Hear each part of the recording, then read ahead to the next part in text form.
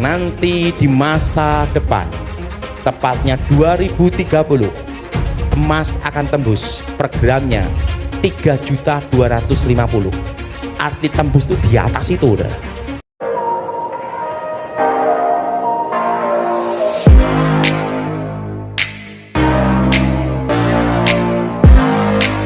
Shalom sahabat John Pregado, senang sekali bisa bertemu kembali dengan sahabat di channel ini.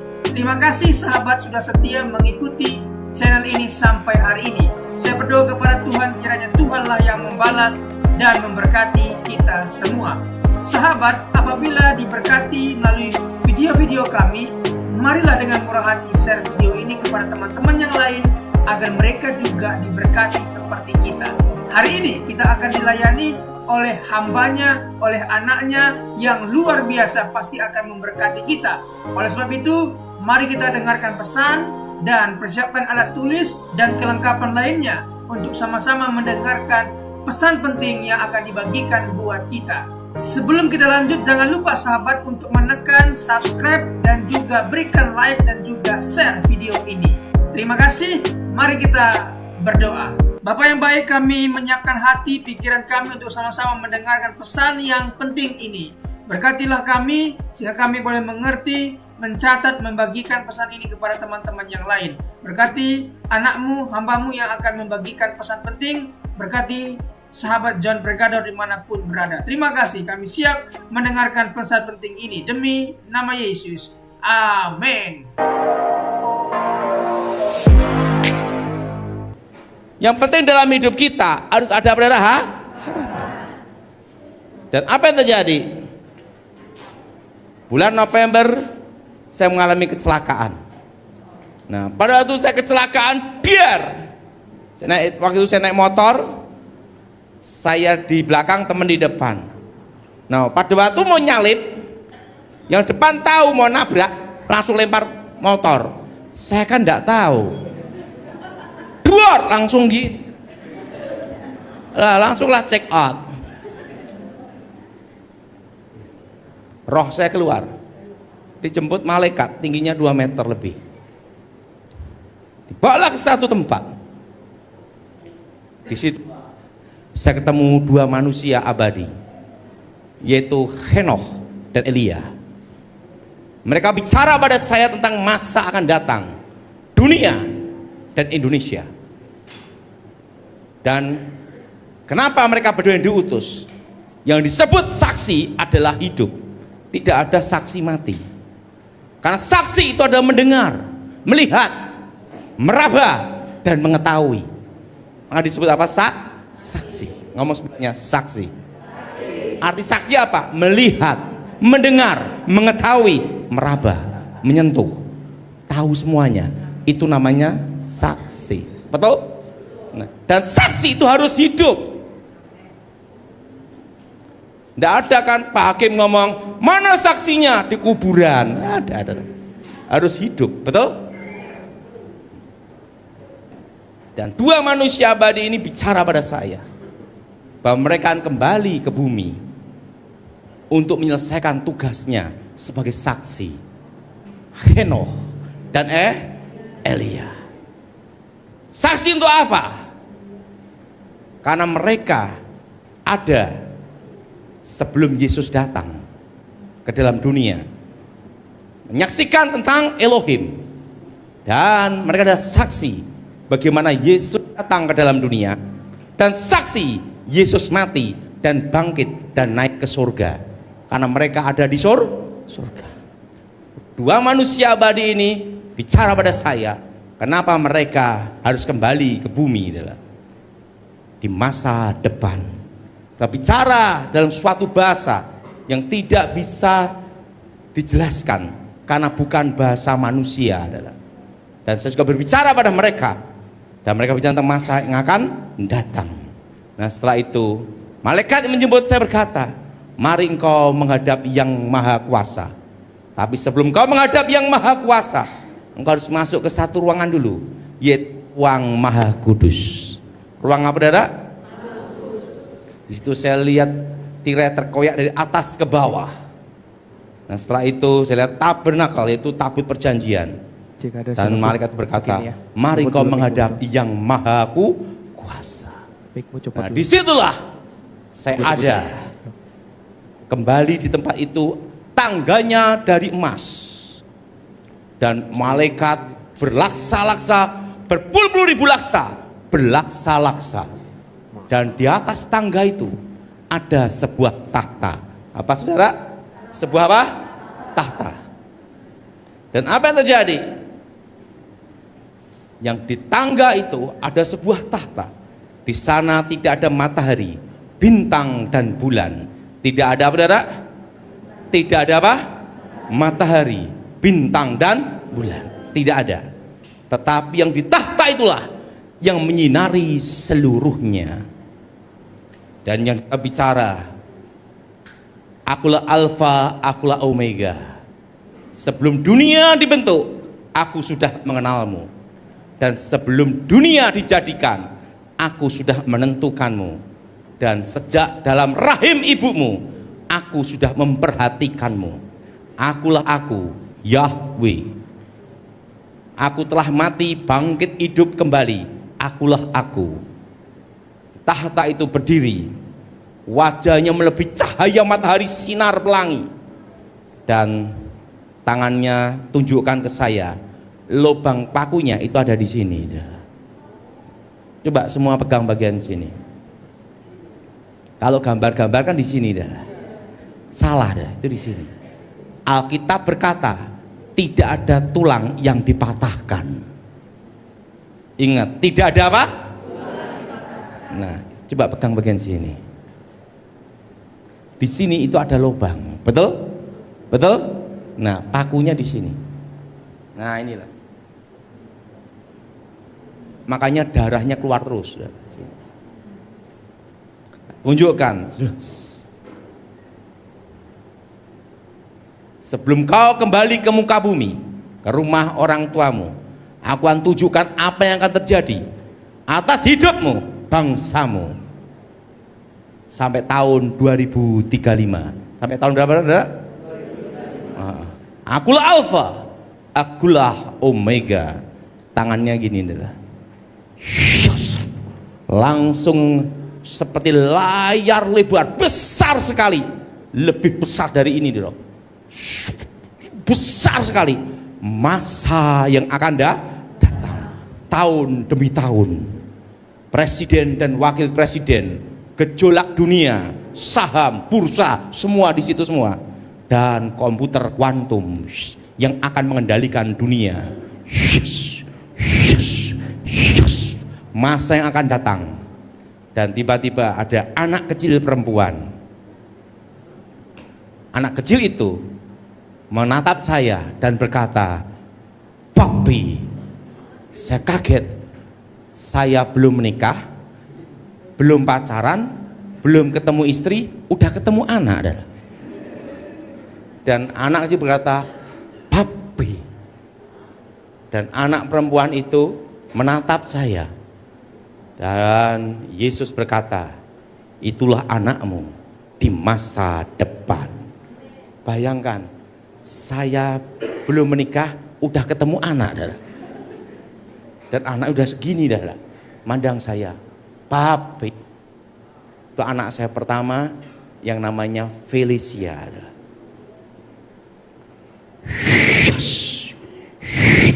Hari-hari yang akan datang, dunia, penyatuan mata uang, dan sebuah alat yang akan mengendalikan dunia. Nah, setelah itu Yesus bicara. Jutaan manusia akan mendengarkan pesan ini, dan jutaan manusia sudah menunggumu. Dan apa yang terjadi? Sudah waktunya engkau kembali. Dan dua manusia abadi itu bicara kepada saya hal yang akan datang untuk dunia. Untuk apa, saudara? Waktu itu sebelum saya mau kembali, saya tanya sama Yesus, "Kapan engkau datang?" Engkau tidak perlu tahu masa dan waktunya. Yang perlu engkau tahu, aku menyertai umatku sampai kesudahan zaman. Saya suruh kembali, hidup kembali. Tetapi jadi pertanyaan, siapa yang mau mendengarkan? Ngajar sekolah minggu, bubar. Betul? Bekas dukun, orang kampung, orang desa. Orang kampung, orang apa? Orang kampung, orang desa. Sekolah Alkitab gak? Dipaksa lulus. Siapa yang mau dengerin? Saya perhatikan, itu hal yang mustahil orang mau mendengar. Betul? Betul? Suatu kali ada undangan khotbah yang pertama kali. Zaman itu tahun 96. Handphone itu masih ada Nokia, itu yang punya orang kaya aja. Betul? Jarang ada yang punya telepon, jarang. Handphone zaman itu empar mangga jatuh. Betul? Gede-gede. Halo. Betul? Betul? Nah. Dan apa yang terjadi?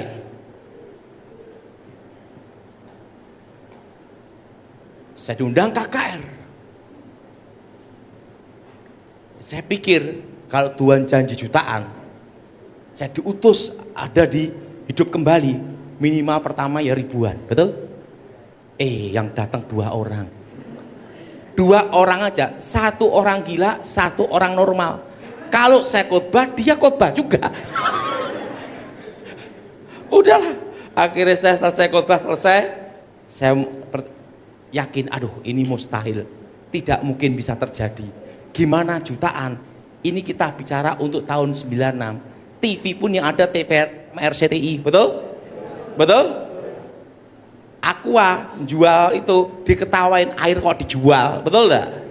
Betul? Kan zaman itu beda dengan sekarang, beda jauh, beda era. Udahlah, akhirnya saya pikir udah. Sekolah gagal, pelayanan juga gak, ngajar sekolah minggu ya udah kan, ya udah yang penting saya cinta Tuhan, melayani Tuhan, udah gitu aja. Dan bisnis cuan ciak caw, gitu aja dah. Dan apa yang terjadi? Tahun 2001 datang seorang ajudan presiden bernama Kolonel Pramono Edi Wibowo, Kopassus, datang di Jakarta di Pondok Indah. Tiba-tiba terdengar suara itu, sampaikan pesan itu, masa akan datang. 2004 presidennya adalah Susilo Bambang Yudhoyono.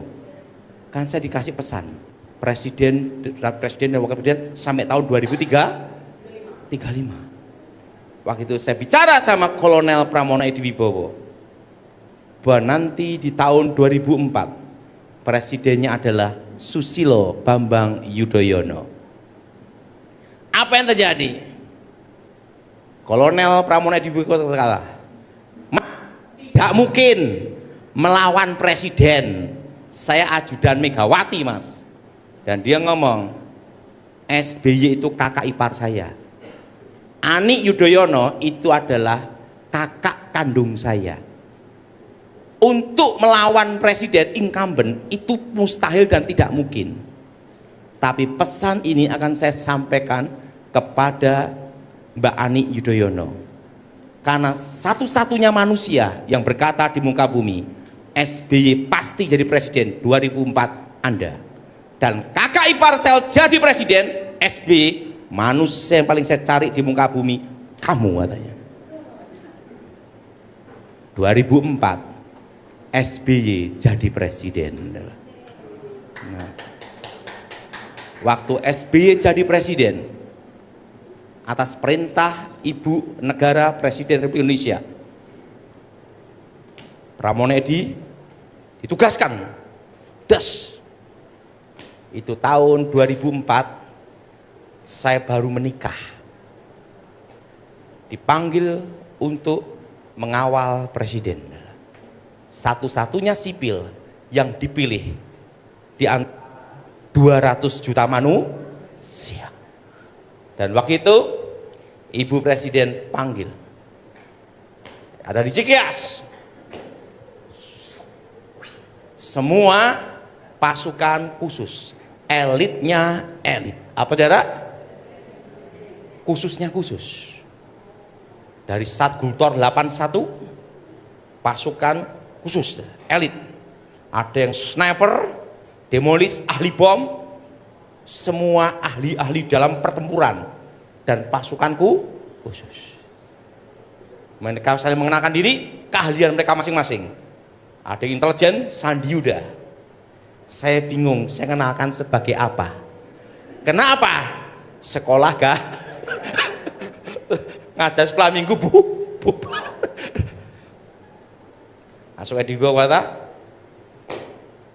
Khusus yang ini yang memperkenalkan saya, dukun santet.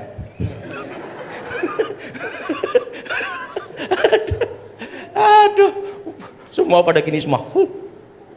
Di antara pengawal presiden, khususnya khusus ada bekas dukun, orang kampung, orang desa.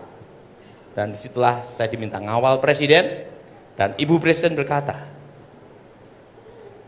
dia harus menjaga presiden dan keluarga, karena dia yang tahu masa depan.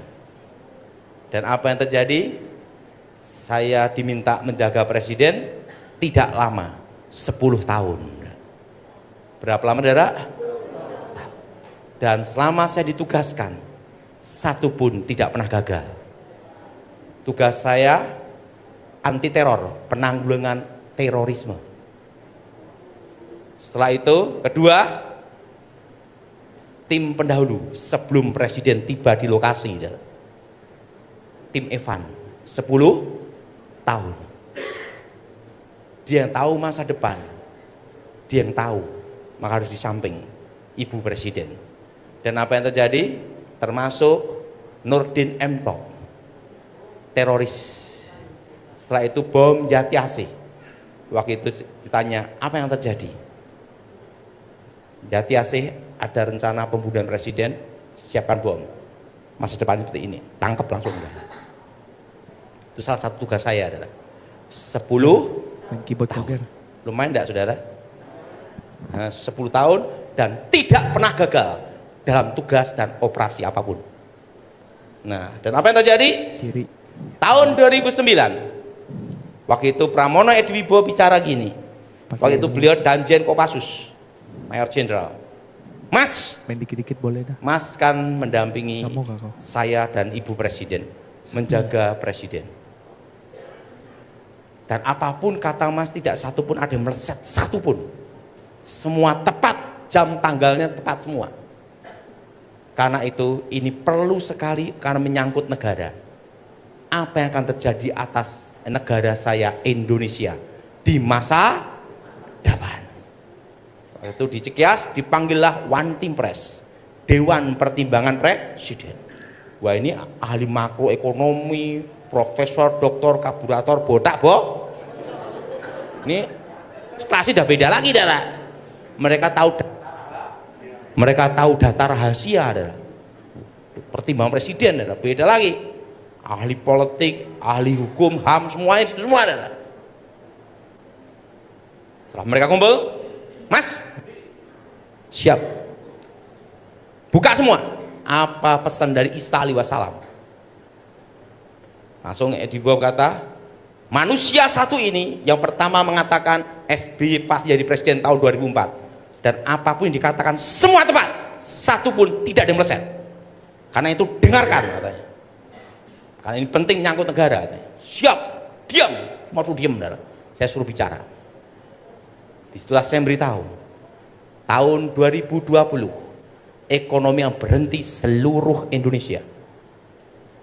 Setitik terang datang tahun 2023, masuk resesi ekonomi 2025, 2026. Setelah itu ekonomi bergerak 2027, 2032 pemulihan Indonesia, 2035 Cina menguasai ekonomi se-Indo dan 4 yang bertahan. Hanya ada 4 yang bertahan. Pada itu dengerin itu semua. Pertama, beli emas dan US dollar. Itu tahun 2009. Kedua, berkebun, beli tanah. Dan yang ketiga, jangan utang bank di saat krisis itu datang. Di saat apa, saudara? Krisis itu apa? Datang. Langsung setelah itu One Team Press buka data semua. Jelas. Itu data rahasia. Yang asli, bukan kamuflase. Dibuka. Izin jenderal. Ini masuk akal sesuai data. Nanti tepat kira-kira tahun 2021 dolar akan tembus 14.000 dan utang negara akan tembus 5.000 triliun. Datanya akurat. Bakal terjadi inflasi dan krisis pangan. Tahun ini terjadi seperti ini, maka disuruh berkebun. Tetapi jenderal, bagaimana ekonomi bisa berhenti seluruh Indonesia? Hanya dua. Pertama perang, pemberontakan. Kedua wabah. Nah, saat itu saya dikasih pesan, Mas, dengerin perintah saya, siap. Mulai hari ini kamu tidak boleh membicarakan lagi selama Pak SBY jadi Presiden Republik Indonesia. Karena kamu ada di ring satu. Kalau kamu bocor bicara, bisa heboh ribut semua.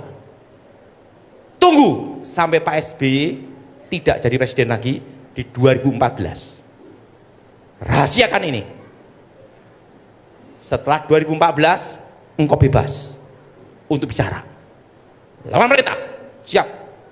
Saya tidak mulai bicara itu lagi. Setelah 2014 saya menemui Pramono Edi Wibowo, beliau bicara, silakan bicara. Engkau bebas tugas. Nah, setelah itu 2015 saya mulai khotbah lagi di gereja-gereja kecil, direkam pakai VCD, pakai kaset. Tidak ada yang percaya. Halusinasi, gila. 2019 pendeta-pendeta bernubuat. 2020 tahun berkat, tahun kelimpahan, tahun mujizat. Saya 2019 yang berkata, 2020 badainya datang. Badainya apa? Ekonomi berhenti seluruh Indonesia. Pendeta-pendeta datang mau mecat saya tidak bisa dipecat karena bukan pendeta. Kan sekolahnya gagal. Sekolahnya apa? Jadi sekolah gagal itu ada artinya juga, saudara. Sehingga sakti tidak bisa dipecat. Kan statusnya jemaat. Jemaat dipecat sini pindah ke sana, betul saudara? Tidak bisa dipecat, sakti, saudara. Nah, pendeta-pendeta nemuin Gilbert 2020 Januari. Mana ekonomi berhenti se-Indonesia? Mana badainya? Gilbert ngomong, ini kan masih 2020 Januari. Kita tunggu Desember. Januari, Februari, Maret, corona. Ekonomi berhenti seluruh Indo. Yang sakti orang batuk bubar. Nah, sekarang dan waktu itu saya bicara 5 tahun corona akan bermutasi, puncaknya adalah error menjadi kasus flu biasa. Yang masih ingat tahun itu angkat tangan adalah. Dan tahun 2020 waktu itu saya bicara nanti tahun 2025 emas akan tembus 2 juta. Yang masih ingat angkat tangan semua. Itu di media sosial ada semua adalah. Dan tahun 2021 saya bicara wapresnya Gibran. Coba angkat tangan semua. Sudah buka di media sosial langsung kebuka semua itu. Itu tahun 2024 wapresnya Gibran. Saya dipanggil di Kementerian Pertahanan. Karena saya duluan dari tim khusus. Saya wapresnya Gibran di Kementerian Pertahanan, lantai 9 Gedung Nasution. Waktu itu saya bicara tahun 2021 bahwa kita inflasi terus sampai puncak di 2026. Masih ingat? Dan waktu itu saya bicara supaya beli perak, karena start 2025 harga perak akan menaik berlipat-lipat. Yang masih ingat angkat tangan. Ya, yang kali ingat Komisi 2.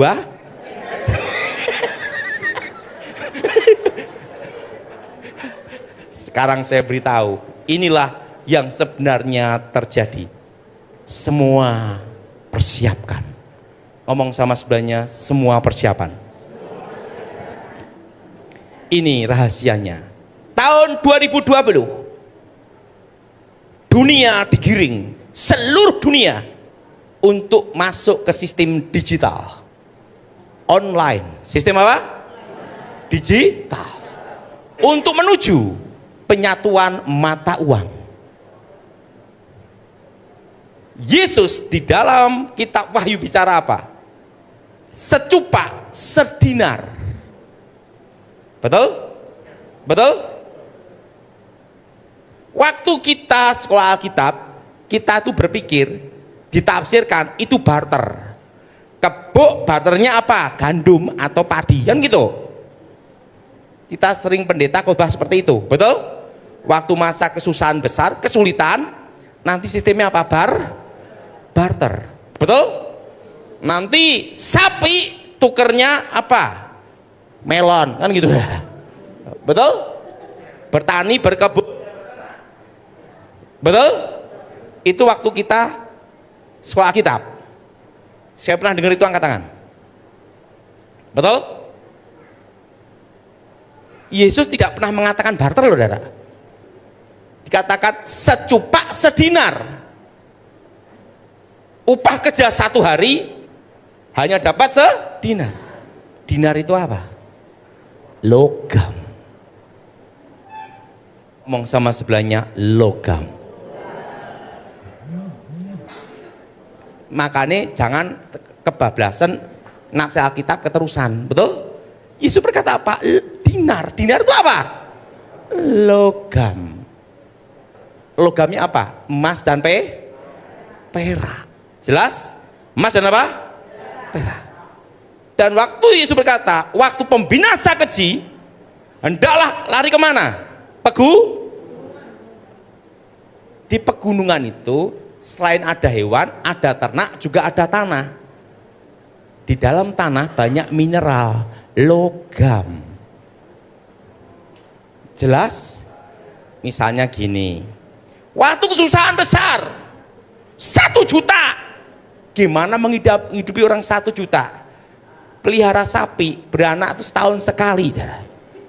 Sapi 1 yang makan 1 juta, sak burunya habis, betul nggak? Tapi kalau 1 kilo emas untuk beli sapi dapat berapa? Jelas? Alkitab berkata apa? Dinar. Dinar itu apa? Logam. Jelas, saudara? Jelas? Ngomong sebelahnya, logam. Jelas? Jadi di masa kesusahan besar itu yang berharga itu apa loh? Untuk transaksi. Jelas, saudara? Nah, saudara, sekarang saya jelaskan. Di situ saya melihat para hacker seluruh dunia dikumpulkan di Amerika. Jadi saya melihat itu tahun 96 untuk menyerang, uji coba menyerang cyber, namanya cyber army, bukan security lagi tapi army, lebih tinggi daripada security. Para hacker ini disuruh menyerang cyber army ini adalah, dan supaya apa? AI ini mempelajari dan menguasai sistem semua para hacker seluruh dunia adalah. Untuk apa saudara? Dan jadilah AI hacker yang mengendalikan AI. Dan itu hurufnya apa? A, set set sret, I, sret, G, dan mata manusia di tengah. Itu yang akan mengendalikan dunia. AI hacker. Dan ditunjukkan, yes, sebuah alat ditunjukkan, saudara. Dunia digiring ke digital. Digital. Di situ saya melihat sebuah alat. Alat ini saya lihat tahun 1996. Modelnya seperti ini. Set.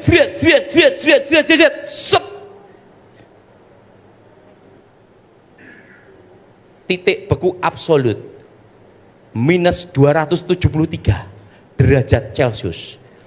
Titik beku ruang kekosongan. Ruang apa, saudara? Dan di situ ada cangkang seperti ini. Lain waktu Thomas suruh gambar. Sret. Cangkangnya gini untuk menstabilkan medan magnet. Karena itu anti materi. Yaitu apa? Dari logam tanah jarang. Dan di tengah itu ada seperti cahaya terang sekali, warnanya biru, keungu-unguan, kehitam-hitaman, keperak-perakan, di mana di situ tidak ada energi, yang ada adalah materi dalam energi, energi dalam materi. Tahap yang ketiga yaitu energi menjadi materi, sehingga tempat itu titik ruang kekosongan di mana energi sudah menjadi materi. Elektron, neutron, proton tidak ada karena menjadi materi. Itulah kuantum. Dan disalurkan palladium, perak, dan pembangkitnya plutonium, pengayaan dari uranium. Dan inilah yang akan mengendalikan dunia. Dan alat ini akan diaktifkan 2032. Tahun berapa, saudara? 2000 berapa? 32. Dan itu, saudara, alat itu yang menguasai 4 negara. Sentralnya Israel, itu di bawah tanah.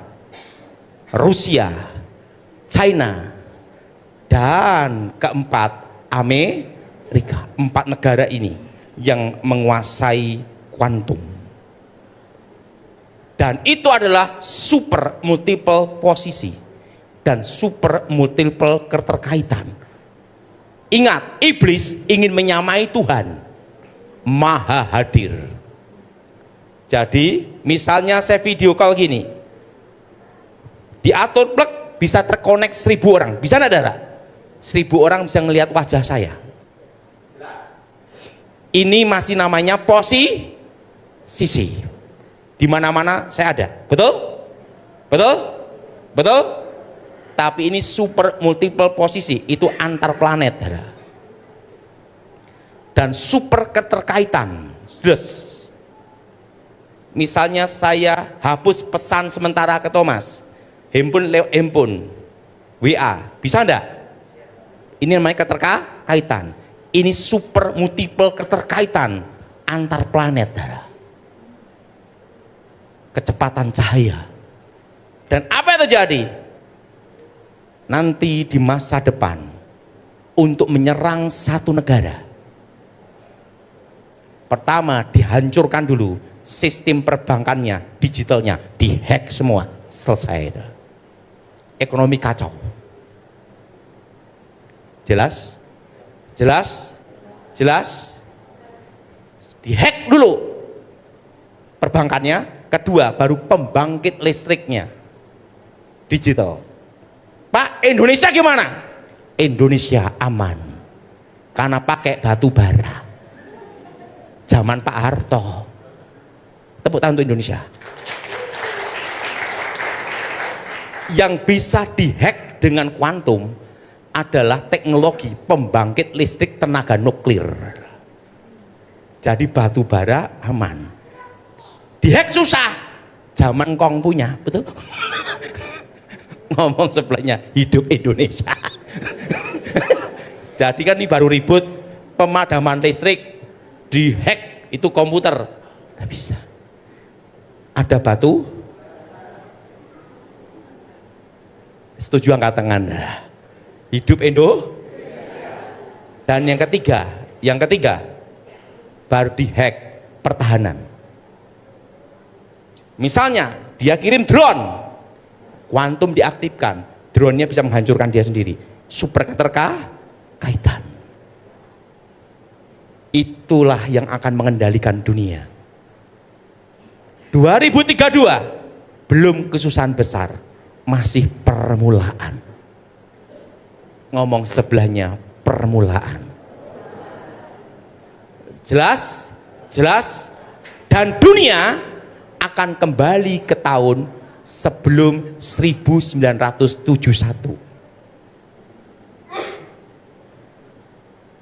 1971, sebelum tahun 1971, untuk mencetak uang harus ada backup emas. Betul? Betul? Betul? Tetapi setelah tahun 1971 tidak pakai US dollar itu, tetapi dengan printing money, fiat money, kesepakatan dan trust, mencetak uang tanpa dasar. Kenapa? Karena Amerika adalah pemenang Perang Dunia Kedua, tapi dunia sudah berubah. Berubahnya gimana?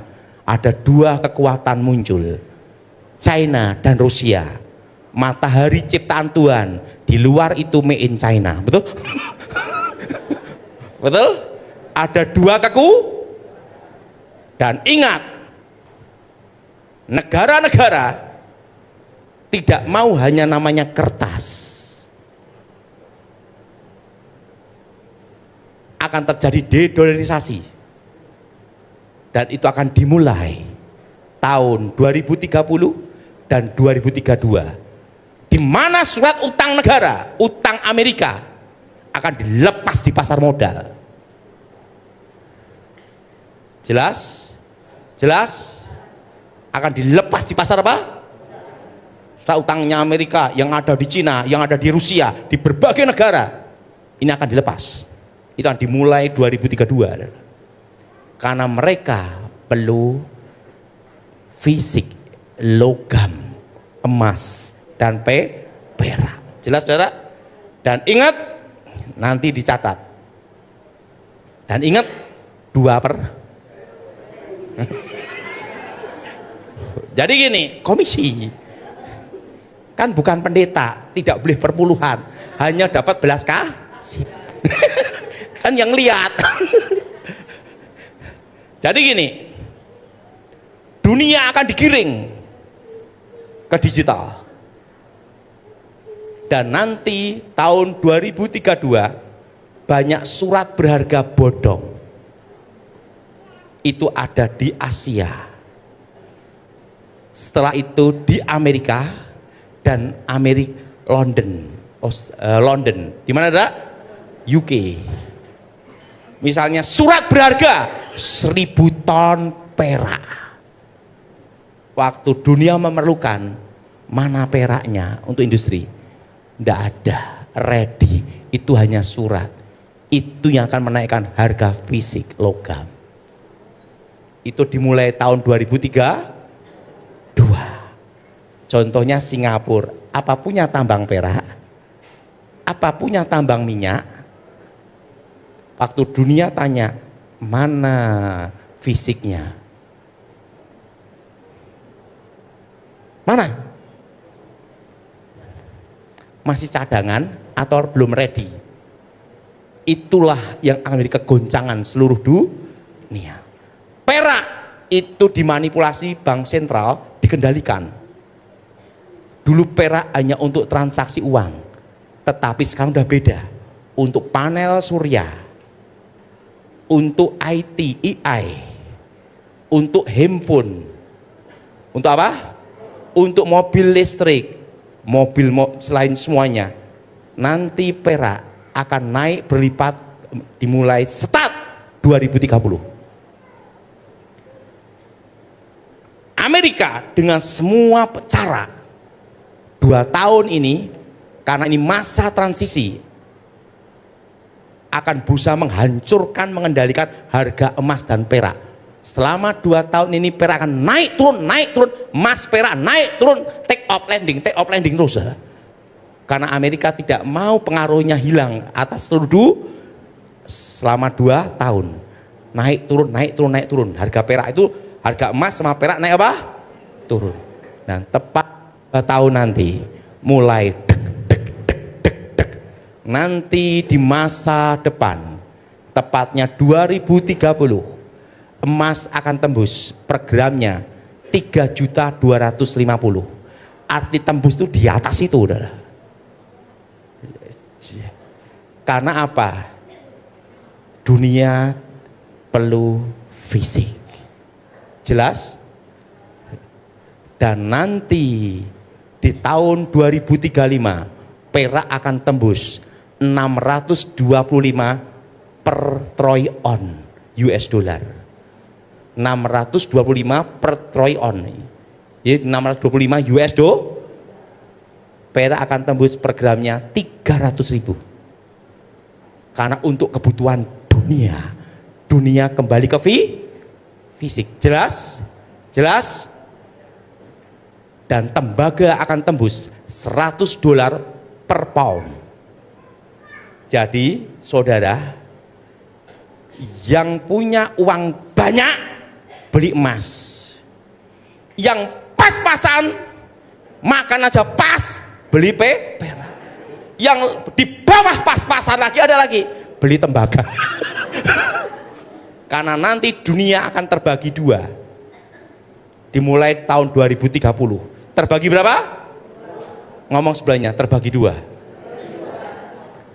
Safe haven nomor 1 adalah emas. Yang kedua, second safe haven, yaitu perak dan tembaga. Nanti perak dikuasai Cina dan sekutunya karena penghantar listrik terbaik. Dan tembaga akan dikuasai Amerika dan sekutunya. Jadi terbagi 2, tembaga dan perak. Dan ingat, saudara semua harus persiapan ini semua. Ingat, untuk inflasi Indonesia,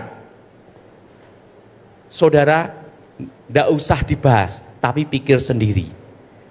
Sekarang saya beritahu, ini untuk suatu pencerahan. Untuk melihat suatu inflasi tidak bisa dilihat dari US dollar.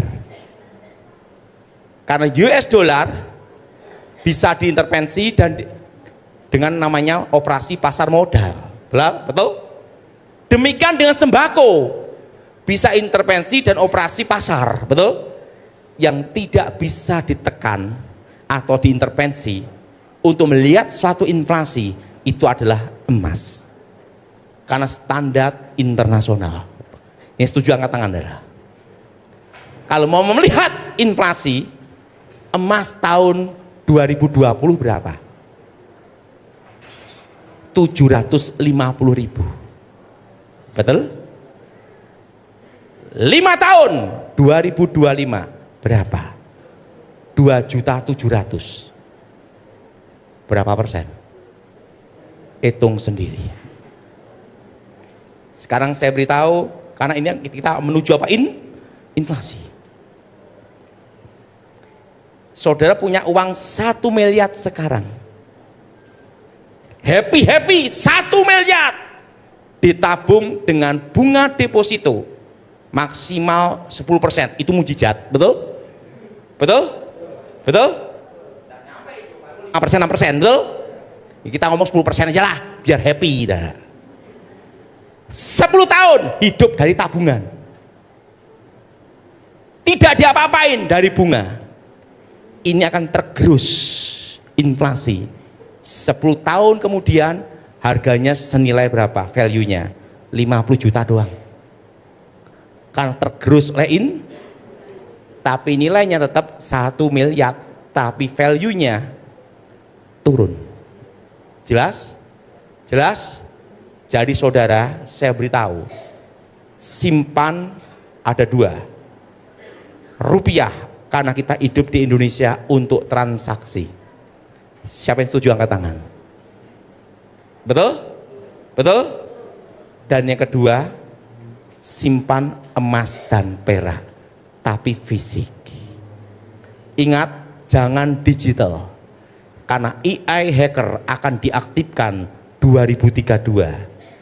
Kalau dihack, hilang semua. Lapor siapa? Yang hackernya AI. Jelas? Jelas? Kejadian di Cina itu masih uji coba aja. Kejadian di Iran, sistem perbankan dihack, jebret, hiperinflasi. Betul? Betul?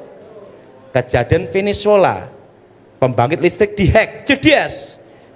Terusan pertahanan dihack, jedias, selesai. Presiden diculik. Itu masih uji coba kuantum. Dan ingat, Bitcoin, kripto hancur semua. Tepat 2032 akan dimulai. Kenapa hancur? Karena terbuka datanya semua. Siapa penciptanya dan pihak ketiga. Saat ini pencipta Bitcoin tidak ada yang tahu siapa aslinya. Betul?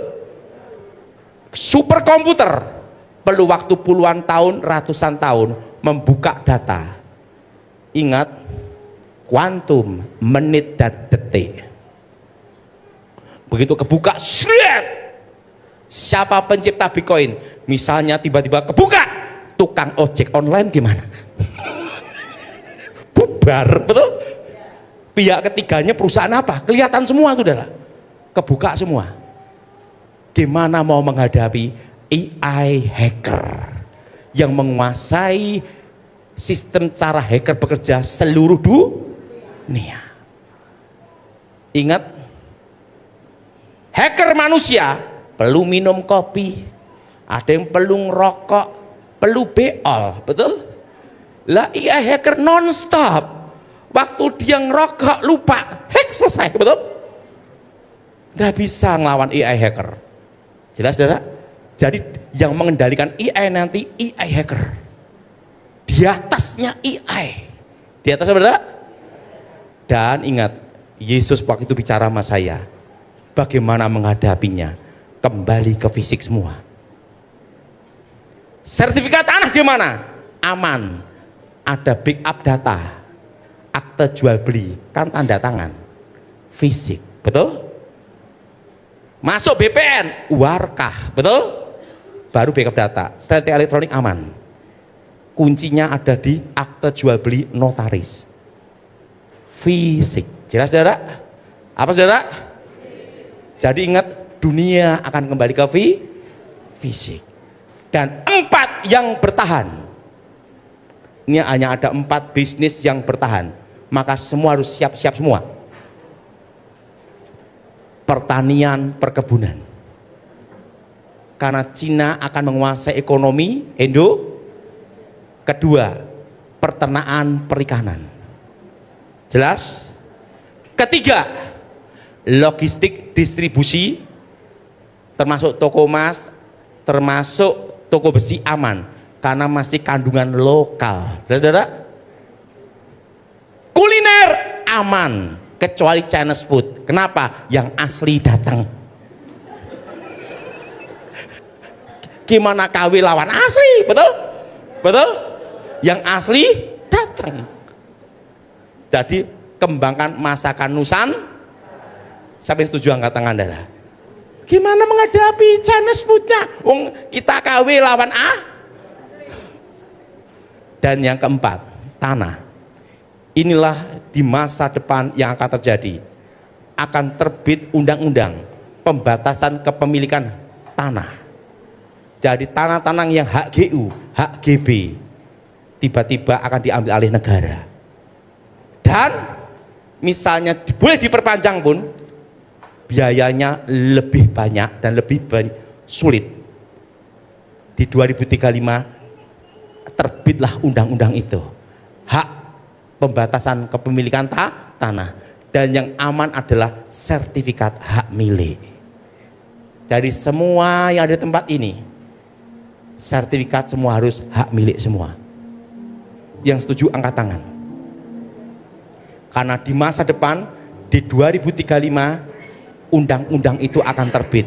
Sekarang masih sosialisasi tes water uji coba. 2035 terbit undang-undangnya, pembatasan hak kepemilikan tanah. Dan kripto yang bertahan adalah kripto yang punya backup emas fisik, perak fisik. Yang tidak ada backup fisik selesai semua, karena data kebuka semua. Jelas? Jelas? Batam gimana untuk 2026 resesi ekonomi? Ngomong sebelahnya tetap aman. Jelas? Dan ingat, perak dan apa? Emas. Yang di bawah pas-pasan apa? Tembaga. Pokoknya semua nabung itu. Dan 2030, 2032, ingat, ekonomi bergerak itu 2027. Itu baru bergerak, baru mata buka gitu. Itu 2027. Indonesia pulih 2032. Saat Cina mau menguasai ekonomi Indonesia 2035. Jelas? Jelas? Jadi makanya tidak boleh utang bank, karena ekonomi yang seperti ini.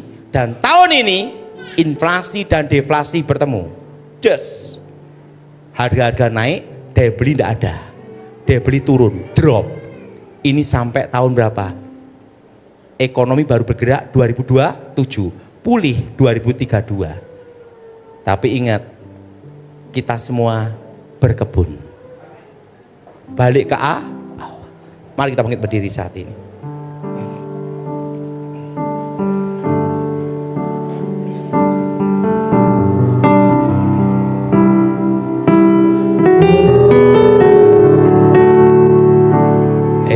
Elohim Shaddai,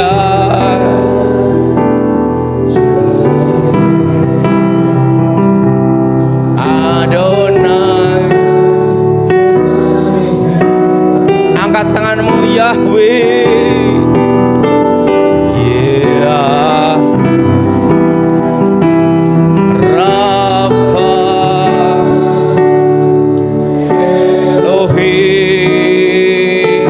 Shaddai,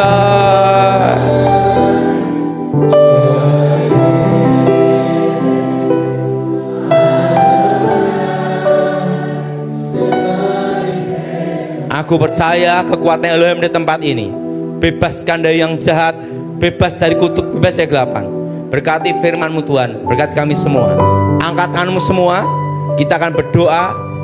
Ikuti ya semua. Darah Yesus, hancurkan segala kutuk. Darah Yesus, hancurkan segala mantra. Darah Yesus, hancurkan segala jimat.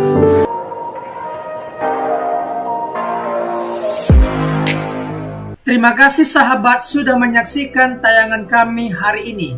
Saya percaya kita pasti diberkati. Apabila kita diberkati dengan tayangan hari ini, marilah kita dengan murah hati share video ini kepada teman-teman kita yang lain, agar mereka juga diberkati. Firman Tuhan mengatakan, diberkati untuk memberkati, sehingga nama Tuhan dipermuliakan dan namanya diagungkan. Sahabat, banyak sekali pelajaran yang kita bisa ambil dari tayangan hari ini. Marilah catat poin-poin yang telah disampaikan, kita simpan dalam hati dan kita aplikasikan dalam kehidupan sehari-hari. Setiap kita pasti akan bertemu di yang namanya masalah. Kita tidak perlu undang masalah, tetapi dia sendiri akan menghampiri kita dengan maksud menguji iman kita, apakah kita tahan uji dan tetap mengandalkan Tuhan atau tidak. Tetapi apabila kita menang atas masalah itu, maka kita juga akan mendapat pujian dari Sang Pencipta. Karena kita tahan uji dan terus mengandalkan Tuhan, tidak hanya dapat pujian, dapat mahkota juga. Mahkota abadi karena kita setia dan tetap kuat dalam Tuhan.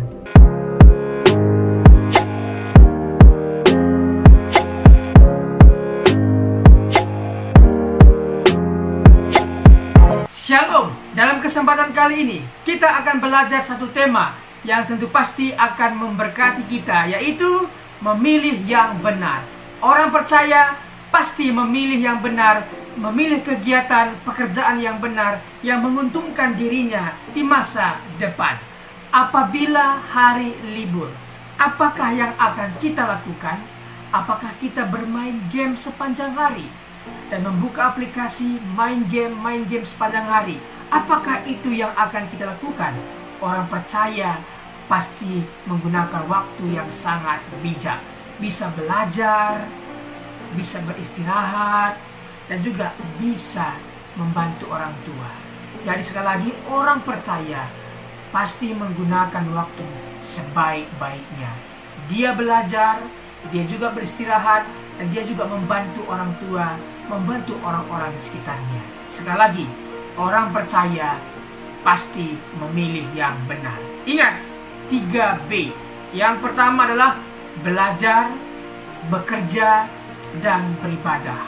Ingat hal ini, ingatlah selalu belajar, ingatlah selalu bekerja, dan beribadah kepada Tuhan kita, Yesus Kristus.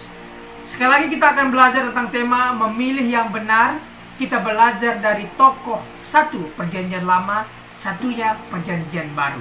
Kita mulai saja belajar dari tokoh Perjanjian Lama, yaitu Nuh.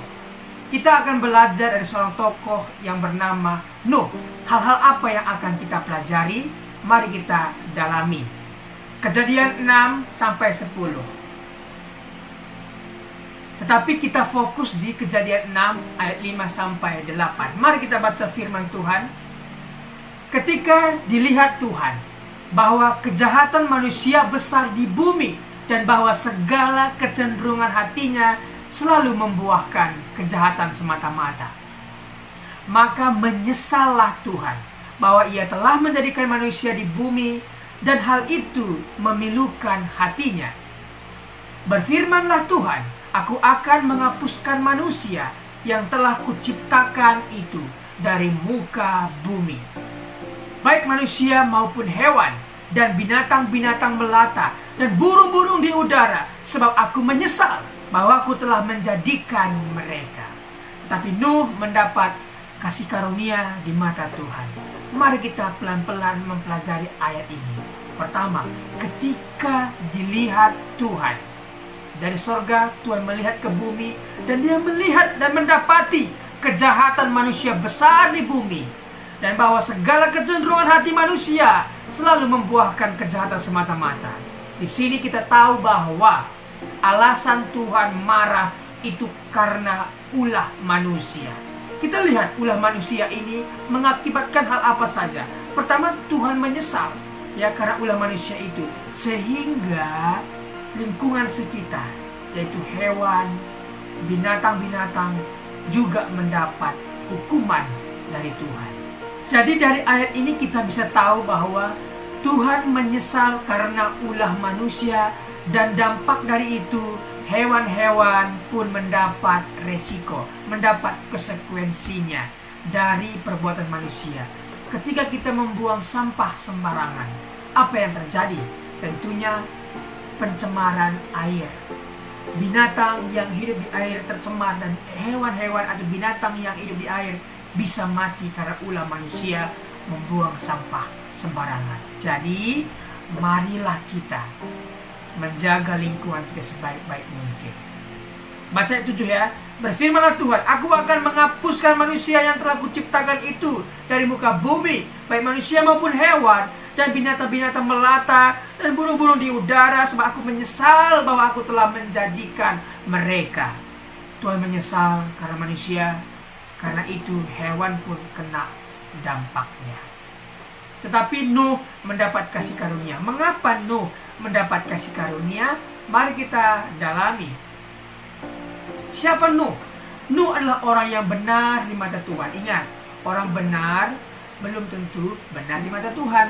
Tetapi orang yang dibenarkan Tuhan, yang sudah diampuni Tuhan, dimaafkan Tuhan, dihapuskan Tuhan dosanya, dibenarkan oleh Tuhan karena dia percaya, dan saya percaya kepada Tuhan dan kemudian saya dibenarkan, maka orang benar ini mestinya melakukan hal-hal yang benar yang menyenangkan hati Tuhan. Seperti Nuh benar di mata Tuhan dan dia mendapat kasih karunia dan dia dibebaskan dari malapetaka kedahsyatan air bah. Oke, kita belajar lebih dalam lagi. Tidak mau terpengaruh oleh pikiran, perkataan, dan perbuatannya. Artinya Nuh tidak mau terpengaruh pikirannya dengan pikiran-pikiran dunia, perkataan-perkataan dunia, perbuatan-perbuatan dunia yang tidak memberikan contoh. Dia tidak mau mencemari pikirannya, perkataannya, dan perbuatannya. Kita tahu bahwa sebuah kapal tidak akan tenggelam dengan air yang di sekitarnya. Akan tetapi kapal itu akan tenggelam apabila air yang di sekitarnya sudah masuk ke dalam. Artinya kita tidak akan bisa terpengaruh apabila kita tidak mengizinkan perkataan-perkataan orang masuk ke dalam pikiran kita. Jadi pikiran kita ini adalah sebuah aset, sebuah properti yang sangat berharga. Jangan kita mau dikotori, dirusak properti kita oleh perkataan-perkataan orang. Jangan sekali-kali mengizinkan hal itu masuk ke alam pikiran kita. Tetapi mari kita pikirkan yang ada di atas, yang di sorga, yang indah, yang mulia. Itulah yang dilakukan oleh Nuh, sehingga Nuh berkenan di mata Tuhan. Senantiasa hidup bergaul dan beriman kepada Allah. Orang yang sudah dibenarkan oleh Tuhan, maka senantiasa dia bergaul dan beriman kepada Tuhan. Apa yang dia lakukan, yang ada di Alkitab yang benar, perkara-perkara yang baik, itulah yang kita lakukan. Memang dalam Alkitab banyak sekali peristiwa, banyak sekali kejadian dituliskan untuk satu hal, informasi, satu hal lagi, pengajaran. Jangan kita menjadikan informasi itu dari pengajaran, tetapi carilah pengajaran yang menguatkan kita. Oke? Yang berikutnya, menjadi berkat dan contoh bagi keluarganya dalam ketaatan, kesalehan, iman, dan perbuatan baiknya. Nuh menjadi berkat dan contoh bagi keluarganya dalam ketaatan, kesalehan, iman, dan perbuatan baiknya. Jadi seorang bapa, seorang kepala rumah tangga harus mengikuti teladan yang diberikan Nuh kepada anak-anaknya, menantunya, bahkan istrinya. Inilah contoh yang memilih dengan benar. Berikutnya kita belajar dari seorang tokoh di Perjanjian Baru, yaitu Paulus. Hal apa yang akan kita pelajari? Kisah Para Rasul 9 ayat 1-6. Kita akan membaca dalam Kisah Para Rasul 9 ayat 1-2. Sementara itu berkobar-kobar hati Saulus untuk mengancam dan membunuh murid-murid Tuhan. Ia menghadap imam besar dan meminta surat kuasa daripadanya untuk dibawa kepada majelis-majelis Yahudi di Damsyik, supaya jika ia menemukan laki-laki atau perempuan yang mengikuti jalan Tuhan, ia menangkap mereka dan membawa mereka ke Yerusalem. Siapa Paulus? Paulus memiliki doktrin yang begitu keras. Ajarannya menyakiti orang lain adalah salah. Tapi Paulus merasa benar. Ketika dia menyakiti orang lain, ketika dia menangkap pengikut Tuhan dan menjebloskan ke penjara, menganiaya, dia merasa benar akan hal itu. Tetapi sekali lagi, ajaran yang menyakiti orang lain adalah salah. Tuhan tidak pernah mengajarkan, bahkan agama-agama di dunia tidak pernah mengajarkan menyakiti orang lain adalah benar. Tidak, tetapi menyakiti orang lain adalah ajaran yang salah. Orang yang bertemu dengan kebenaran, Yesus, pasti melakukan dan memilih yang benar. Kita lihat, Saulus yang begitu bengis, begitu keras, begitu kejam, ketika bertemu dengan Tuhan Yesus, dia menjadi lunak, dia menjadi bertobat, dan dia menjadi orang yang memilih yang benar. Sekali lagi, orang yang telah bertemu dengan Tuhan Yesus pasti berubah. Jadi sahabat, apabila sahabat punya nenek, kakek, bapak, ibu, apapun itu, bawa mereka dalam doamu, doakan mereka. Ketika mereka bertemu dengan Tuhan, maka mereka akan berubah. Jadi sekali lagi, orang sekeras apapun, sebejat apapun, sebengis apapun, ketika dia bertemu dengan Tuhan, pasti lunak dan mengalami perubahan yang luar biasa. Contohnya adalah Paulus ini. Paulus memilih untuk menjadi pelayan Tuhan. Ketika dia bertemu dengan Tuhan, dia dibutakan dan dia di sana bertobat, berpuasa, kemudian dipulihkan, disembuhkan butanya, dan akhirnya dia memilih menjadi pelayan Tuhan. Memang Tuhan telah memilih dia dan menyiapkan dia menjadi penginjil luar biasa. Paulus menjadi penginjil yang luar biasa. Dari 27 kitab perjanjian baru, 13 diantaranya Pauluslah yang menulis atas ilham yang Tuhan berikan kepadanya. Jadi sahabat, orang yang telah dipilih Tuhan pasti memilih yang benar. Orang yang dibenarkan Tuhan pasti melakukan hal-hal yang benar yang tentunya menyenangkan hati Tuhan. Terima kasih sudah mengikuti pengajaran hari ini. Hari ini kita belajar dari seorang tokoh bernama Nuh dan juga Paulus. Terima kasih. Apabila ada komentar, pendapat yang berbeda dengan apa yang saya sampaikan, boleh tinggalkan komentar di bawah video ini. Terima kasih. Tuhan Yesus memberkati. Mari kita berdoa.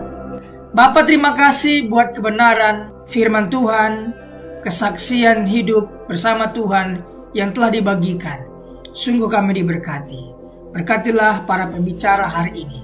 Berkati pendengar setia John Pregador. Terima kasih Tuhan. Demi nama Tuhan Yesus. Amin.